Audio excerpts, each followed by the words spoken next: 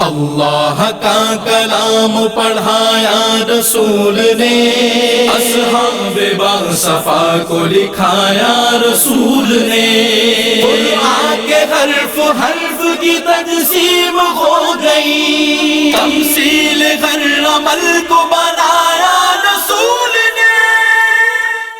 الحمدللہ الذی کفی والسلام علی عبادہ الذین اصطفی، اما بعد اعوذ باللہ من الشیطان الرجیم، بسم اللہ الرحمن الرحیم۔ الذین یتبعون الرسول النبی الامی الذی یجدونہ مکتوبا عندہم فی التوراۃ والانجیل یأمرہم بالمعروف وینہاہم عن المنکر ویحل لہم الطیبات ویحرم علیہم الخبائث وَيَضَعُ عَنْهُمْ إِصْرَهُمْ وَالْأَغْلَالَ الَّتِي كَانَتْ عَلَيْهِمْ فَالَّذِينَ آمَنُوا بِهِ وَعَزَّرُوهُ وَنَصَرُوا وَاتَّبَعُوا النُّورَ الَّذِي أُنزِلَ مَعَهُ أُولَئِكَ هُمُ الْمُفْلِحُونَ۔ صدق اللہ مولانا العظیم۔ اللہم صلی علی سیدنا مولانا محمد وعلی سیدنا مولانا محمد وبارک وسلم صلی علیہ۔ حمد و ثنا کے بعد نہایت ہی واجب القدر، قابل صد عزت و احترام و تکریم سامعین کرام، مشاہدین کرام، پیارے نوجوان بچوں، قرآن اور ذکر رسول صلی اللہ تعالیٰ علیہ وسلم، میرے سامنے اللہ کا پاکیزہ کلام کھلا ہوا ہے۔ سورہ اعراف کی مبارک آیت کریمہ، آیت نمبر 157 آپ کے سامنے میں نے تلاوت کی ہے۔ ارشاد ربانی ہے، الذین یتبعون الرسول النبی الامی الذی یجدونہ مکتوبا عندہم فی التوراۃ والانجیل۔ فرمایا کہ وہ اتباع کرتے ہیں اس رسول مکرم کی جو نبی ہیں، امی ہیں۔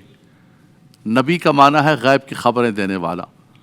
امی کے مختلف معنی ہیں، امیون قرآن کے اندر آیا ہے، امیین آیا ہے جس کے معنی ان پڑھ بھی ہیں، لیکن جب نبی کے لیے لفظ امی استعمال کیا جاتا ہے تو نعوذ باللہ ان پڑھ نہیں، اس کا معنی یہ ہوتا ہے کہ وہ ذات جس نے کسی انسان سے کچھ نہیں پڑھا ہے، کسی انسان کے پاس بیٹھ کر زانو تلمس اس کا شاگرد نہیں بنا ہے، بلکہ جو کچھ پڑھا ہے وہ رب سے پڑھا ہے۔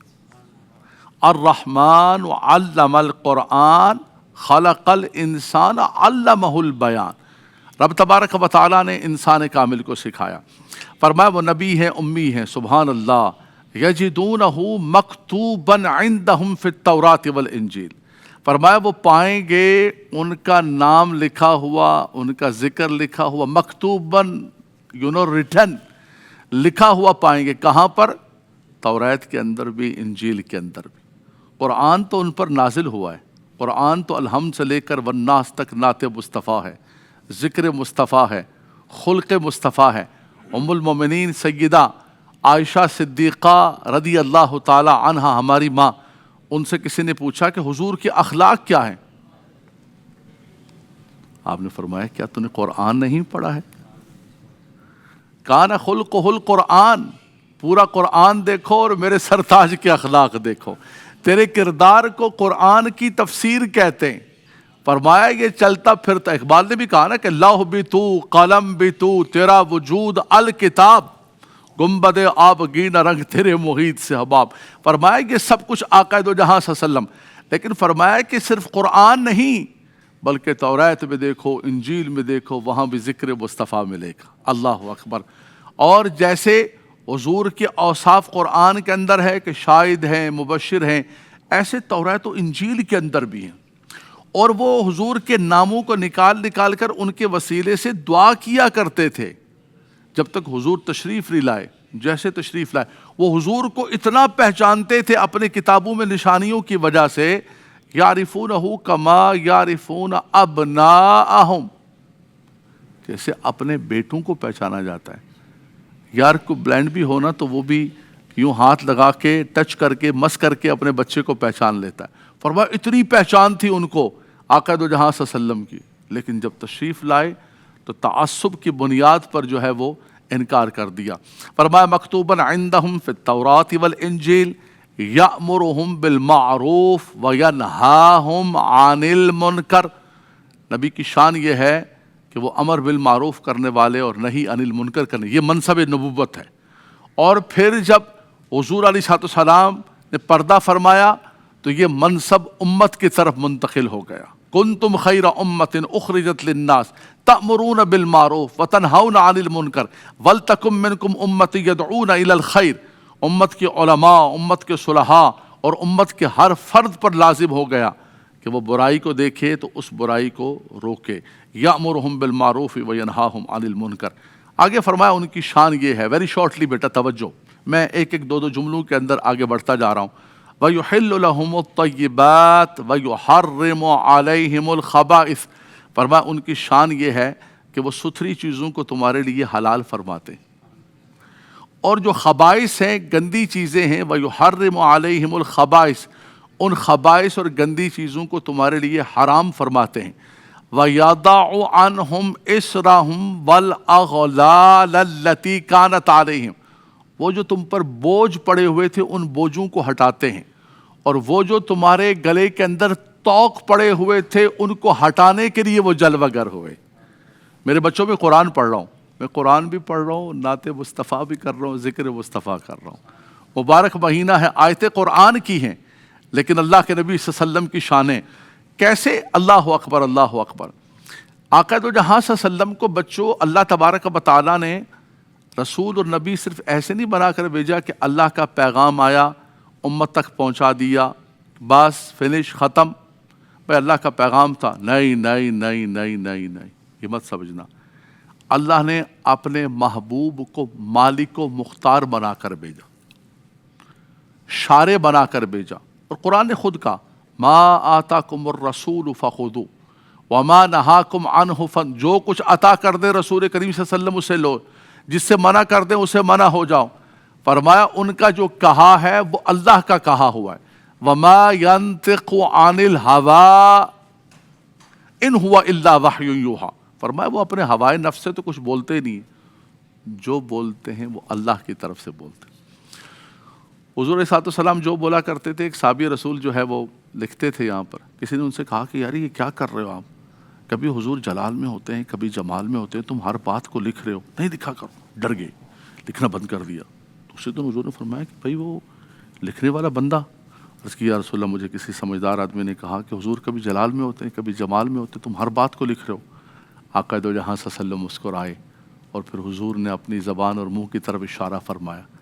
فرمایا خدا کی قسم اس زبان سے اور اس منہ سے حق کے سوا کچھ نکلتا ہی نہیں، چاہے جلال میں ہوں چاہے جمال میں ہوں. وما ينطق عن الهوى ان هو الا وحی یوحی. یعنی اللہ نے آپ کو شارع بنا کر بھیجا. اللہ کے نبی صلی اللہ علیہ وسلم حدیث پاک میں آتا، اللہ کے نبی صلی اللہ علیہ وسلم نے فرمایا لوگو تم پر حج فرض ہے، حج کرو، تم پر حج فرض ہے. ایک صحابی رسول اقرا بن حابس کھڑے ہو گئے. یا رسول اللہ صلی اللہ علیہ وسلم افی کل عام، افی کل عام، ہر سال حج فرض ہے. سکت رسول اللہ، حضور خاموش ہو گئے. پھر انہوں نے پوچھا افی کل عام، پھر حضور نے فرمایا لو قلت نعم لوجبت. فرمایا بار بار پوچھ رہے تھے، اگر میری زبان سے نعم ہاں نکل جاتا نا، حج سال حج تم پر حج فرض ہو جاتا. میری زبان سے اگر ہاں نکل جاتا ہر سال تم پر حج فرض ہو جاتا. اس لیے کہ اللہ نے آپ کو شارع بنا کر بھیجا ہے، اللہ نے آپ کو مالک و مختار بنا کر بھیجا ہے. وہ فرما دے وہ زبان جس کو سب کن کی کنجی کہیں، اس کی نافذ حکومت پہ لاکھوں سلام. فرمایا کہ یہ حضور صلی اللہ علیہ وسلم کو اللہ تبارک و تعالیٰ نے اور پھر کیسا اعزاز عطا فرمایا. گزشتہ امتوں کے اندر ایسا ہوتا تھا کہ اگر کوئی گناہ کرتا تھا اس کے دروازے پر لکھا ہوتا تھا، کپڑا ناپاک ہو جاتا کاٹنا پڑ جاتا.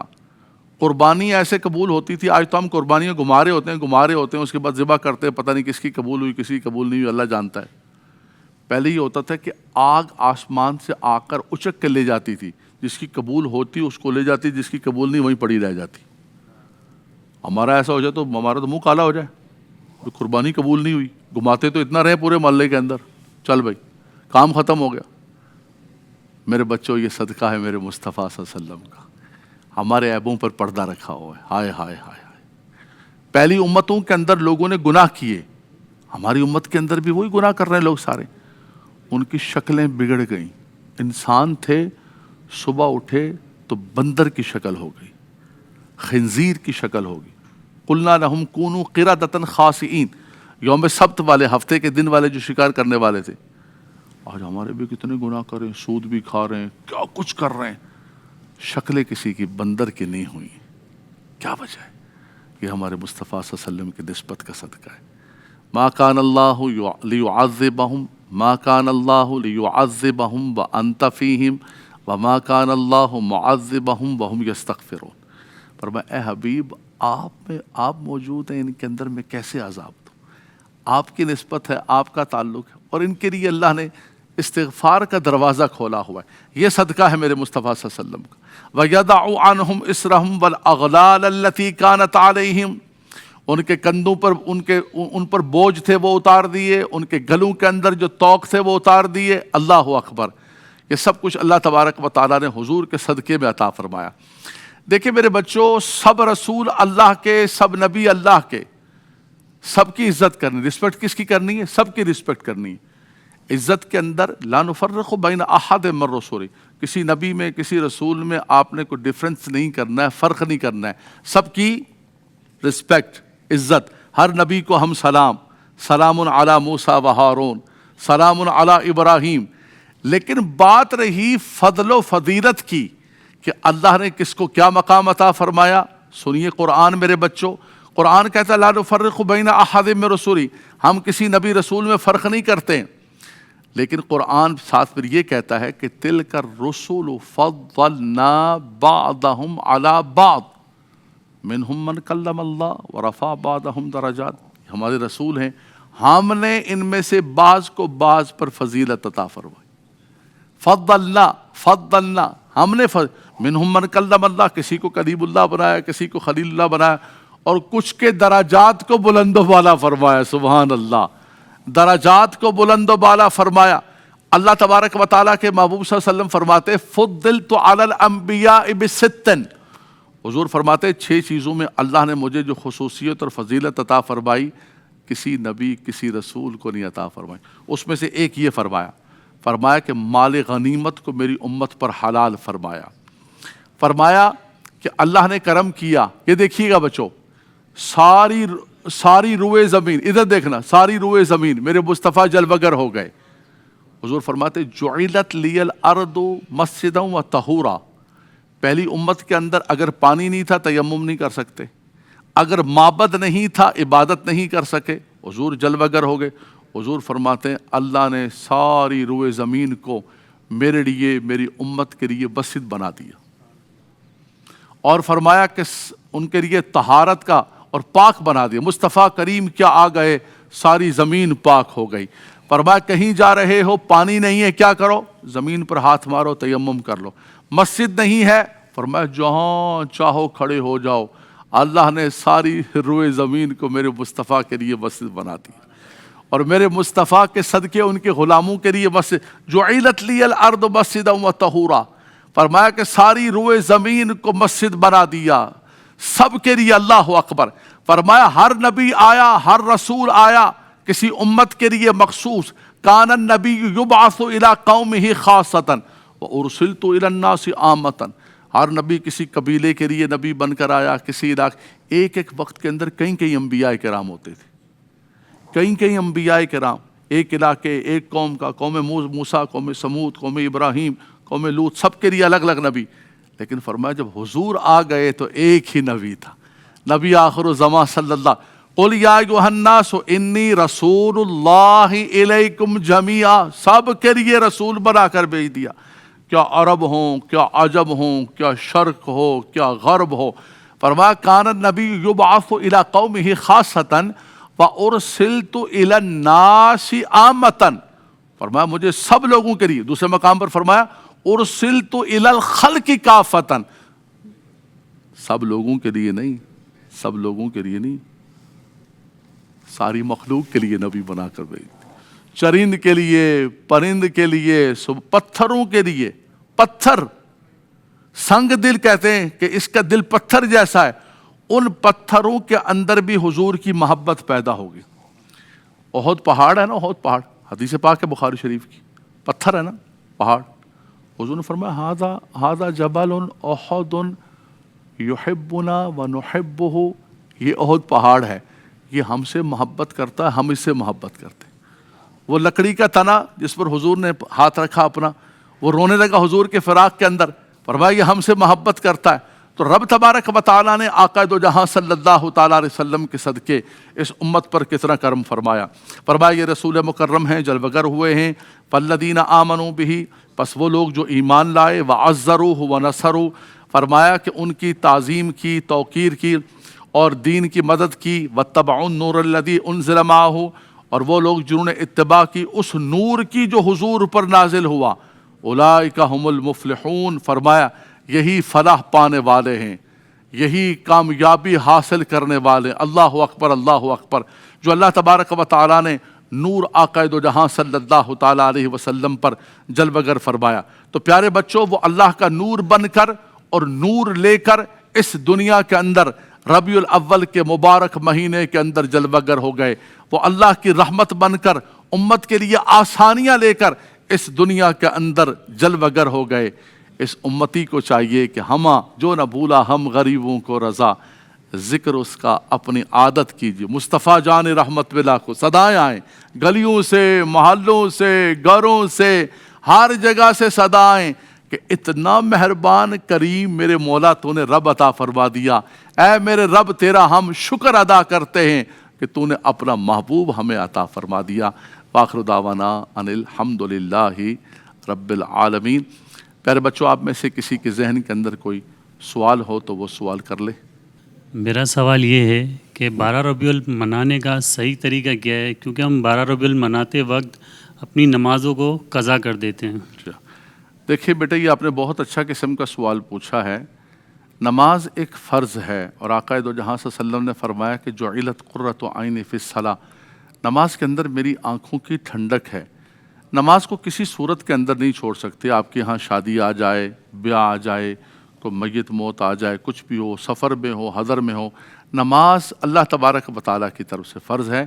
تو یہ ون لائنر آپ کا جواب یہ ہے کہ بیٹا کسی صورت کے اندر یہ نہیں ہے کہ آپ جلوس کے اندر ہیں، میلاد کے اندر ہیں تو آپ نماز کو چھوڑ دیں۔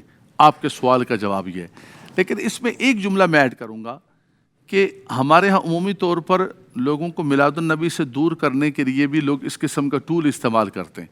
اب مثال کے طور پر کسی مسجد کے اندر کوئی نماز چھوڑتا ہے تو آپ اس کو یہ تو نہیں کہیں گے کہ بھائی یہ میلاد ہی نہ کرو۔ اب مثال کے طور پہ مسجد کے اندر جوتے چوری ہو جاتے ہیں، حرم کے اندر طواف کرتے ہوئے چوری ہو جاتے ہیں۔ نکاح کو کہتے ہیں النکاح من سنتی، اس کے اندر کتنی سنتیں ہوتی ہیں وہ آپ بھی دیکھ رہے ہوتے ہیں، میں بھی دیکھ رہا ہوتا ہوں کہ سنتیں کتنی ہوتی ہیں اور بدعات و خرافات کتنے ہوتے ہیں۔ لیکن اب ہم کوئی یہ نہیں کہتا کہ بھائی نکاح کرانا بند کر دو، اس کے اندر اتنی خرافات ہو گئی، کہتے بھائی ان خرافات کو ہٹاؤ اور جو اصل اس کا شیب ہے اس کو سامنے لے کر آؤ۔ یہ جو آپ نے سوال کیا کہ ان خرافات، بدعات، اچھا اناج پھینک رہے ہوتے ہیں ٹرکوں سے اوپر لوگوں کے، غلط طریقہ کا مرد و عورت کا جو اختلاط ہے غلط طریقہ ہے۔ ہم اتنے بڑے پلیٹ فارم سے اس کی بالکل مذمت کرتے ہیں، لیکن اس کی بنیاد پر آپ لوگوں سے یہ نہیں کہہ سکتے کہ حضور کی آمد کا جشن نہ مناؤ، لیکن طریقے سے، سلیقے سے، شریعت کا لحاظ رکھتے ہوئے۔ جی حضرت صاحب، آپ کے درس کے اندر ایک آیت میں آیا امر بالمعروف و نہی عن المنکر، تو ہم نوجوان اس کو اپنی لائف میں کیسے امپلیمنٹ کریں؟ یہ بڑا اچھا فرمایا آپ نے بیٹا۔ دیکھیں، امر بالمعروف نہی عن المنکر کے درجات ہیں۔ اللہ کے نبی صلی اللہ علیہ وسلم نے فرمایا من رأى منکم منکرا فلیغیرہ بیدی فإن لم یستطع فبلسانہ فإن لم یستطع فبقلبہ، تم میں سے کوئی بھی کسی منکر کو، خلاف شرع کام کو دیکھے تو اس کو ہاتھ سے روک سکتا ہے تو ہاتھ سے روکے۔ اب ہاتھ سے روکنا ہر آدمی کا کام نہیں ہے، پھر تو ایک انارکی پھیل جائے گی، ہر بندہ خود کھڑے ہو کے روکنا شروع کر دے گا، قانون کو ہاتھ میں لے گا، یہ ریاست کا کام ہے۔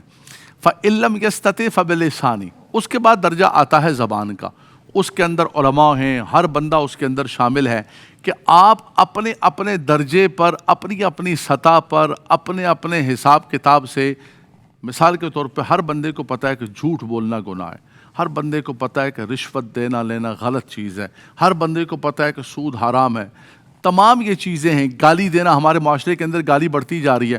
اس کا طریقہ یہ ہے کہ آپ محبت پیار کے ساتھ کہیں بھی دیکھیں، اپنی فیملی میں سب سے پہلے، اپنے گھر میں، اپنے سراؤنڈنگ میں، اور اس کو آہستہ آہستہ آپ روکنے کی کوشش کریں۔